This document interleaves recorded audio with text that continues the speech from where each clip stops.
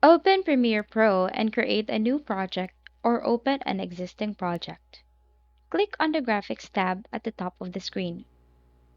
In the Essential Graphics panel, click on the New Layer button to create a new graphic layer. Choose the Rectangle tool from the toolbar on the left side of the screen.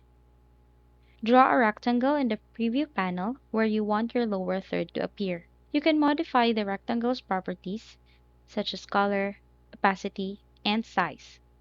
Now to type. Select Type tool or press T on your keyboard. Then click over the rectangle. Type your text and adjust the font, size, color, and position as desired.